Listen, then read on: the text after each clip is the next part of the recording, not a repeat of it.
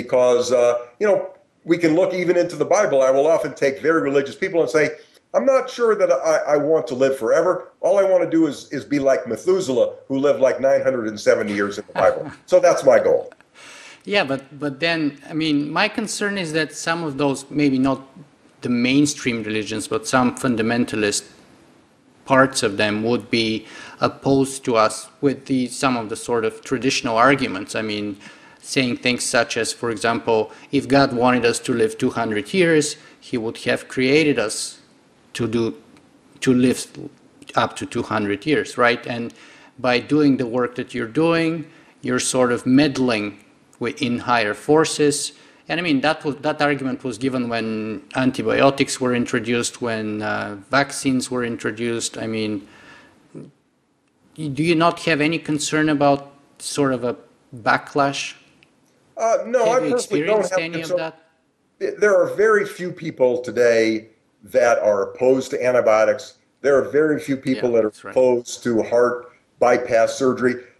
When these new innovations come along, yes, there are very conservative people that oppose them, but these, I think, just turn out to be boulders in the stream that get washed downstream very quickly. I would say, no, this is not natural, but I think once they see all the advantages that can come to pass when people live so much longer, so much healthier, that they will regard this as a blessing and a benefit, and they will want it as well.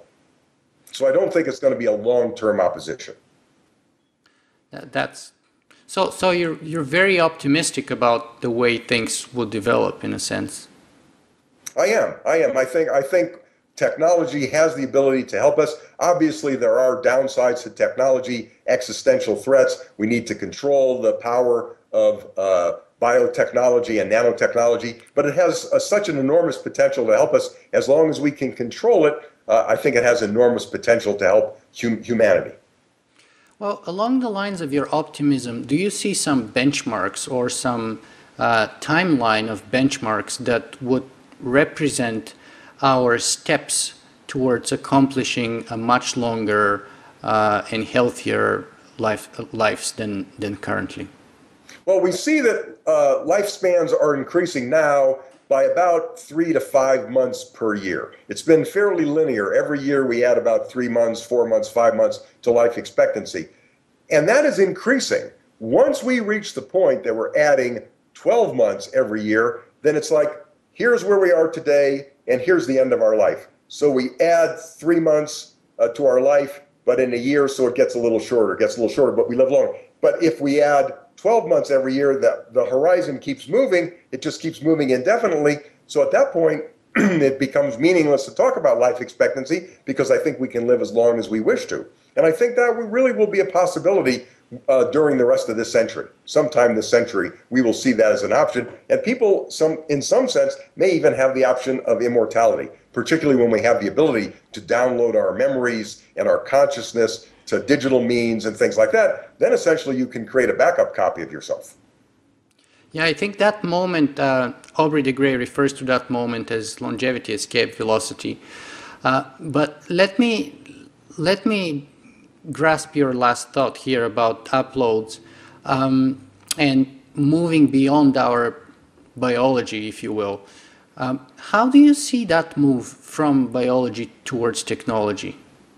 Maybe through uploading, maybe through robotics, maybe through some sort of a cyborgization of the human body by connecting it with, say, first brain implants and all kinds of other robotic technology. Well, right now, we are humans and our machines are outside of us. So we are here and there are our computers. But more and more, the computers will become implanted within us. So we will have prosthetic devices that help us to hear better, to see better. There's no reason that we couldn't. I mean, we now have the small smartphones that connect to the internet. They're becoming smaller and smaller. Within a few years, they could be implanted and be part of us so that literally we could be interconnected to every other human being on the planet and have access without anything external to all the information in the world that there is. At that point, we will go from being humans today to what I refer to as transhumans. We will be more than we have been in the past. And then I think it'll be a fairly short transition to go from human to transhuman to post-humans, to where we literally are able to live energetically. We can just dispense with our bodies entirely and live on an energetic level, to live virtually. And at that point, we are on the other side of the singularity, and it becomes difficult to conceive of what life will be like, because it'll be so vastly different than it is today. But I think it'll be very exciting, and I hope to be there to see it. That's fascinating. So you're a complete believer in the singularity in that case.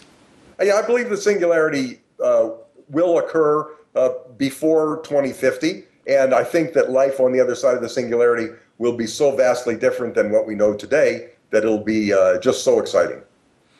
What do you think are our chances of surviving a singularity? Well, if we reach the singularity, I think our chances are very, very good of surviving it. I don't think the singularity will destroy us. I think there are certain threats that will always exist, in terms of bioterrorism, in terms of cyber terrorism, things like that could slow us down, but I don't think it's going to stop us or destroy us. What about the option that maybe, for example, one of the people I was interviewing a few weeks ago was Professor Kevin Warwick from Reading University in England.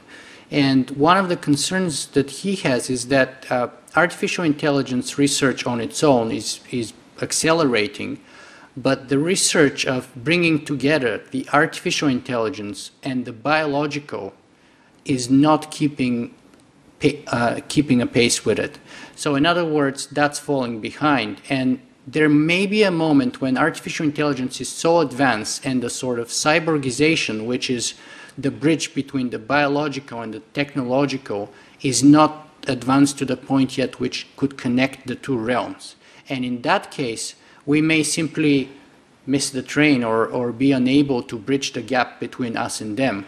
And if that were to happen, of course, then we may turn into subservient species, or basically million or a trillion times less intelligent than them. And we would have missed our opportunity to join them or to move on the other end of the singularity. And therefore, we could even go extinct. I don't think that's going to happen. I don't see it. I think that's more of a science fiction scenario. I see it more not us versus them, as they are going to become part of us. I think that as artificial intelligence increases, we will integrate it within our brains and within our consciousness, and it's not going to be us and them. I think it's going to be an amalgamation where we are part of them. Mm-hmm. Fantastic. So you're very optimistic. I really enjoy that point of view, because so far most of my interviewees have given less than 1% and up to 25% chances of survival. For example, I was surprised, but Michael Anisimov from the Singularity Institute gave us about 25% rate of survival. Another transhumanist here from Toronto, George Dvorsky, rated us for under 1%. So would you say you're way over 50%? I mean, Professor Kevin Warwick gave us 75% or something like that, but not as humans, as something else, as the next step of evolution.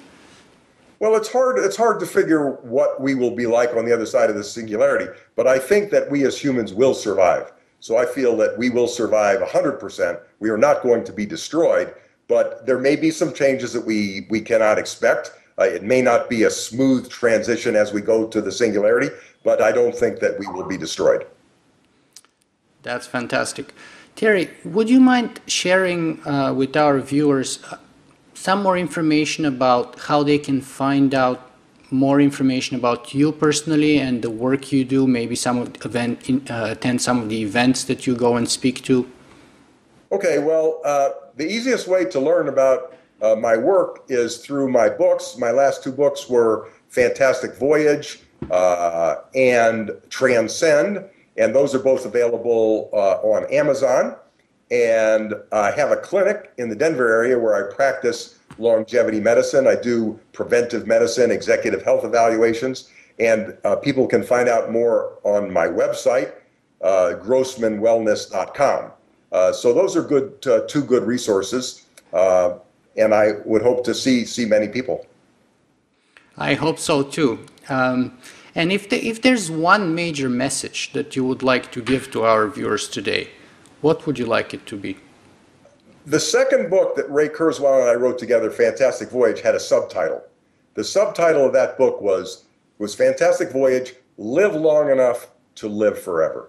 And the message was, we can't live forever today, but the technologies that will enable us to live for far longer periods of time will be coming soon. So take the best care of yourself you can today so that you can take advantage of what's coming in the future. Live long enough to live forever. Wow. I think that's hard to match.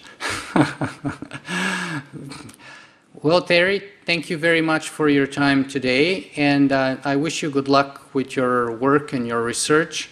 I just purchased your book, Transcend, and I would certainly be reading it this weekend. Okay, well, thank you very much. It's been my pleasure.